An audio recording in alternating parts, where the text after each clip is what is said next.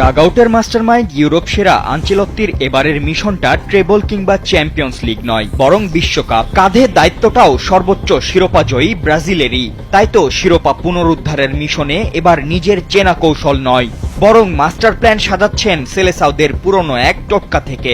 কি থাকছে সেই মাস্টার প্ল্যানে? ব্রাজিল সবশেষ বিশ্বকাপ শিরোপা জিতেছে 23 বছর আগে 2002 সালে। রিভালদো রোনালদোর হাত ধরে সেবার লিজেন্ডারি এক দলের হাতে উঠেছিল সোনালী ট্রফি।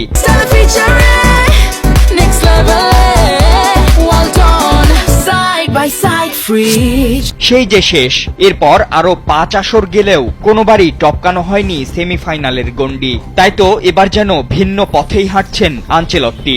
ওই যে কথায় আছে না, সোজা আঙ্গুলে ঘি না উঠলে আঙ্গুল বাঁকাতে হয়, এবার তাই যেন করছেন তিনি। নিজের চিরচেনা আক্রমণাত্মক কৌশল নয়, বরং ডিফেন্সিভ ট্যাকটিক্সে বিশ্বমঞ্চে সেলেসাওদের রাজত্বটা ফেরাতে চান তিনি।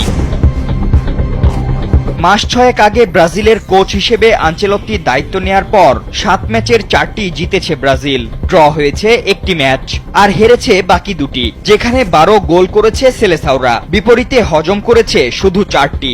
আগামী বছর যুক্তরাষ্ট্র, মেক্সিকো ও কানাডায় হতে যাওয়া বিশ্বকাপের জন্য রক্ষণ জমাট রাখার পথেই হাঁটতে চান আনচেলত্তি। সেনেগাল ম্যাচ শেষে সংবাদ সম্মেলনে সেই কথাতেই জোর দিয়ে 66 বছর বয়সী এই ইতালিয়ান কোচ বলেছেন, ব্রাজিলের সবশেষ বিশ্বকাপ জয়ের আসরগুলোতে রক্ষণভাগের অনেক ভূমিকা ছিল।